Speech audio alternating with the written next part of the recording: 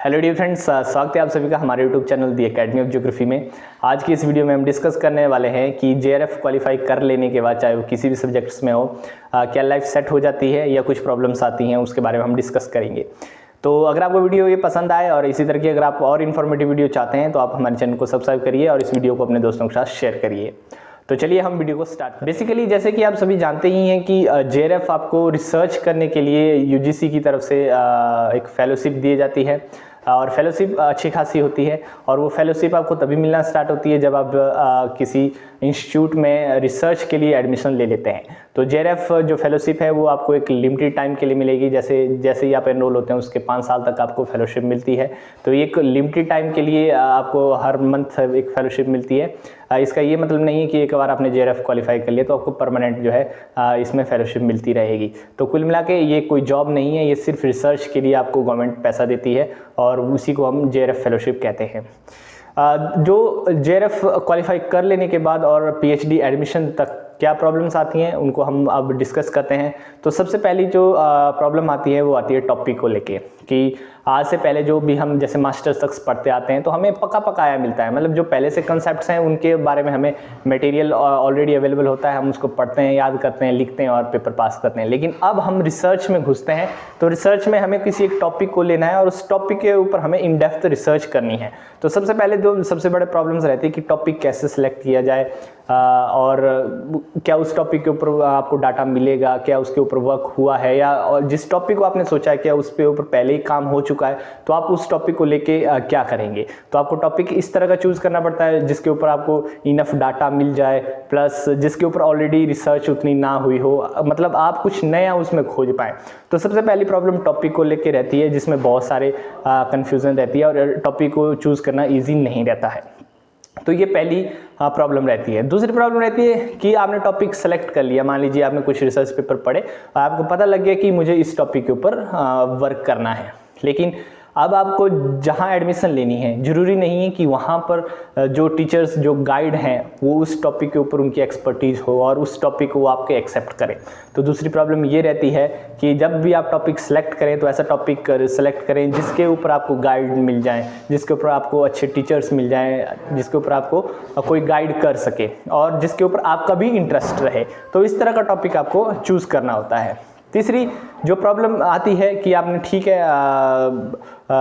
Topic भी select कर लिया, अब उसके बाद आपकी रहती है कि हर बंदे की एक इच्छा रहती है कि मुझे इस यूनिवर्सिटी में, एक्स यूनिवर्सिटी में, वाई यूनिवर्सिटी में, जेड यूनिवर्सिटी में एडमिशन लेनी है।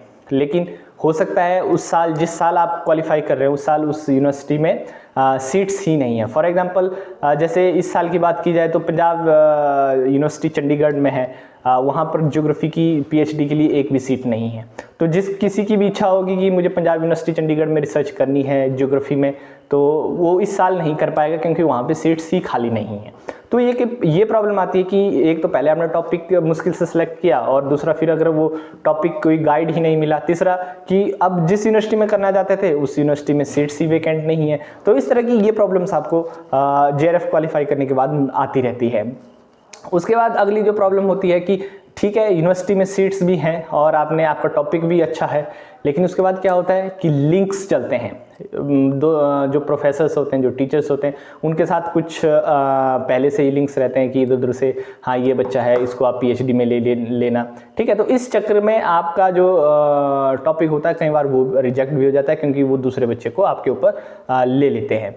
फिर लास्ट जो प्रॉब्लम्स, या मतलब लास्ट तो नहीं कहेंगे लेकिन और जो एक प्रॉब्लम है वो ये है कि फाइनेंशियल प्रॉब्लम्स। देखिए आज के टाइम में जो पीएचडी का एक फॉर्म है, अगर आप स्टेट यूनिवर्सिटीज़ की बात करें तो 2000 से 2500 रुपये में जनरल कैटेगरी का रहता है हर फॉर्म, प्लस जो सेंट्रल यूनिवर्सिटी में 1000 से 1500 रुपये का उनका भी फॉर्म रहता ही है। और अगर हम पीएचडी में सीट्स देखें तो 4, 5, 8, 10, 15 इस तरह की सीट्स रहती हैं और उनको भरने वाले आप देखें तो 50, 100, ठीक है। इस तरह के बहुत कंपटीशन रहता है। अब इतना महंगा फॉर्म, मान लीजिए अगर आप एक यूनिवर्सिटी में सेलेक्ट नहीं होते हैं तो आप दूसरी का भरेंगे, तीसरी का भरेंगे, चौथी का भरेंगे, राइट। तो इस तरह से फॉर्म भरते भरते ही कम से कम आपके 15-20 हज़ार रुपये खर्च हो जाते हैं। तो इस स्टूडेंट लाइफ में जब फाइनेंशियल प्रॉब्लम सबको रहती है तो इस समय ये एक बहुत बड़ी दिक्कत बनती है कि किस तरह से उन फॉर्म्स को भरा जाए।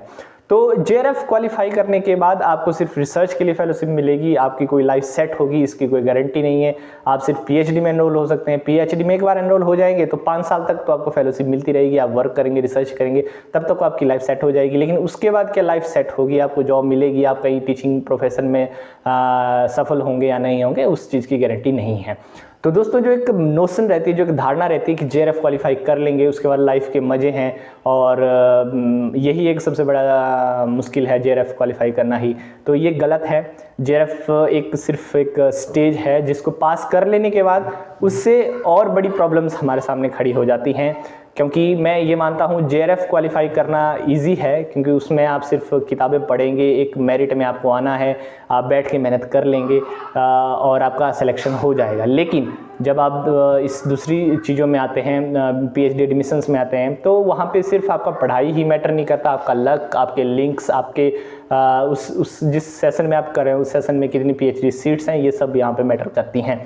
तो कुल मिला के प्रॉब्लम्स बहुत हैं, लेकिन हार नहीं माननी है, कोशिश करते रहना है, आज नहीं तो कल जीत होगी ही होगी। तो ये वीडियो थी और आपको कैसी लगी आप हमें कमेंट करके ज़रूर बताएं, और इसी तरह की इन्फॉर्मेटिव वीडियोस हम आपके लिए प्रोवाइड करवाते रहते हैं। अगर आपने चैनल को अब तक सब्सक्राइब नहीं किया है तो चैनल को सब्सक्राइब कर लीजिएगा। मिलते हैं आपके साथ नेक्स्ट वीडियो में, तब तक के लिए धन्यवाद।